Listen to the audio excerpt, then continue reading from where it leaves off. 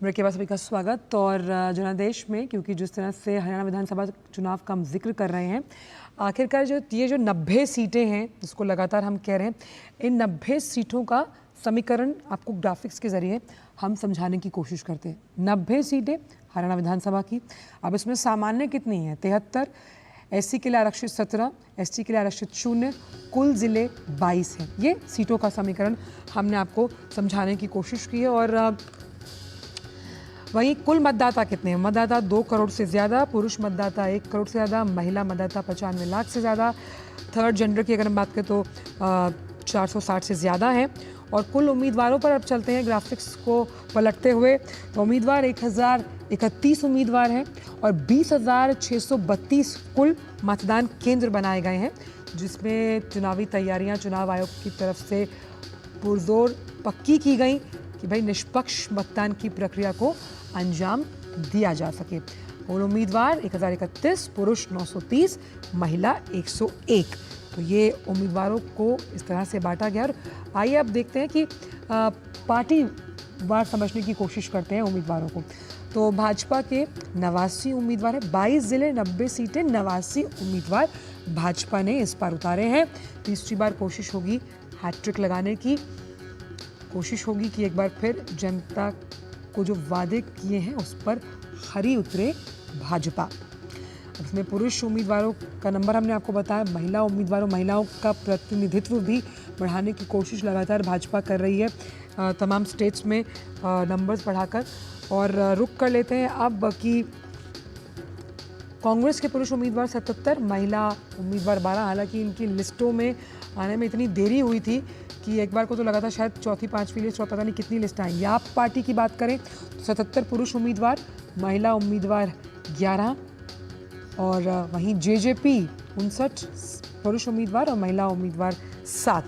इस तरह से समीकरण बिठा रही है तमाम पार्टियां। इनेलो 44 पुरुष उम्मीदवार, 7 महिला उम्मीदवार। तो इनेलो, जेजेपी तमाम छोटी पार्टियां, लेकिन कैसे अगर कोई स्थिति बनती है और बसपा 31 पुरुष उम्मीदवार और 4 महिला उम्मीदवार, बसपा ने भी गठबंधन किया है। कोशिश होगी कि दलित वोट बैंक कैसे ट्रांसफ़र हो। अब यहाँ नंबर देखिए, बहुत इंपॉर्टेंट है। निर्दलीय 423 पुरुष उम्मीदवार और महिला उम्मीदवार 41। मतलब निर्दलीय जो चुनाव लड़ रहे हैं, जो हम बात कह रहे हैं कि वो खेल बिगाड़ भी सकते हैं, मुकाबले को त्रिकोणीय भी बना सकते हैं। बहुत बड़ा दारोमदार इन पर है इस चुनावी समीकरण का। वहीं अगर पार्टीवार देखें तो 2019 के नतीजे हैं। तो जो 90 सीटें थी, 40 भाजपा के खाते में गई, कांग्रेस ने 31। क्या जेजेपी 10 नंबर को आगे बढ़ा पाएगी? निर्दलीय ये नंबर आगे बढ़ा पाएंगे? इनेलो, हलोपा क्या 1 नंबर से आगे बढ़ पाएंगे इस बार 2024 के चुनावों में? ये देखना होगा। लेकिन ये वो जीत का समीकरण है 2019 के चुनावों के जो नतीजे हैं।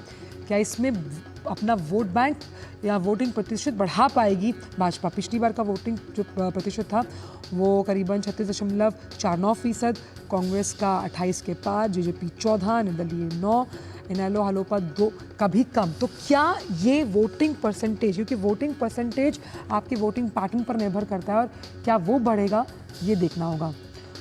2024 के चुनावी नतीजे, भाजपा के पास 5 सीट, कांग्रेस 5। तो ये लोकसभा के चुनावों के जो नतीजे सामने आए थे ये उसके हैं, जिसमें भाजपा के पास 5 सीटें उसके खाते में गई और कांग्रेस के पास भी 5। तो यहाँ पर एक तरीके से एक इक्वालिटी हम बोल सकते हैं दोनों सीटों को लेकर, दोनों पार्टीज़ के लिए। वोट शेयरिंग की अगर बात की जाए, वोट प्रतिशत, तो भाजपा का 46 और लोकसभा चुनाव के नतीजे हैं वहाँ ये कांग्रेस के पास 43। तो मार्जिन कम रहा। लेकिन सबसे अहम हो जाता है वीआईपी कैंडिडेट्स कौन से हैं, यानी वो बड़े नाम जिनको लेकर तमाम चुनावी पार्टियां वोट मांगती हैं। तो नायब सिंह सैनी हरियाणा के मुख्यमंत्री लाडवा सीट से, और आखिर में इन्हें मुख्यमंत्री बनाया गया। कुछ ऐसा ही हुआ था उत्तराखंड में भी, क्या वही रिपीट होगा ये देखना होगा। क्या भूपेंद्र सिंह हुड्डा के लिए आखिरी चुनाव होगा? गढ़ी सांपला किलोई और बड़ा नाम कांग्रेस की राजनीति का जब बात करते हैं, पूर्व हरियाणा के गृह और स्वास्थ्य मंत्री अमाला कैंट, हरियाणा से अनिल विज जाने जाते हैं अपने कई फायरब्रांड बयानबाजी के लिए। बदली हरियाणा से हरियाणा के भाजपा के पूर्व प्रदेश अध्यक्ष ओम प्रकाश धनखड़, अच्छा खासा जनाधार है उनका। तो ये तमाम बड़े चेहरे